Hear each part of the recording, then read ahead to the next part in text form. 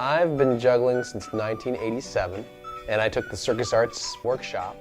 That summer, my family took a trip to Yellowstone National Park, and at every campsite I practiced juggling.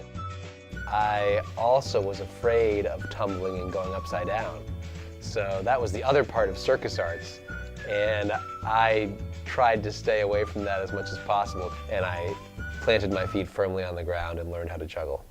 One of my many jobs over the past few years was juggling instructor at Camp Winter Rainbow, which was actually run by Wavy Gravy, who was the same guy who announced all of the acts at Woodstock in 1969. I juggle at Takoma Park Farmers Market. I've developed quite a following among 2 to 7-year-olds who love to watch my show, and the parents also enjoy it. I juggle everything from bowling balls and tennis rackets to I have juggled a potted plant before, and on one rare occasion, I juggled a small child. I've been juggling at the farmers market since about 2000, and it actually started when I was supposed to be working at my sister's stand.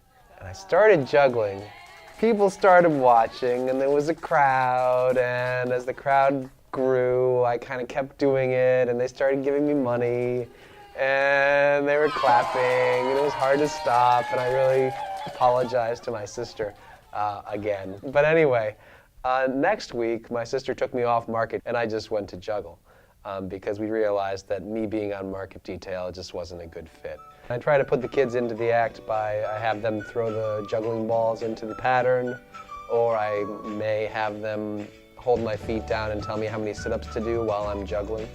So I do sit-ups while I juggle. I always have the kids do drum rolls, and I get the kids chanting different things during the act.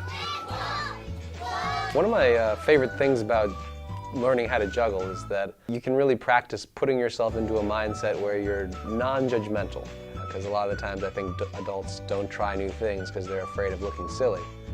And juggling, when you try to learn how to juggle, you will look silly.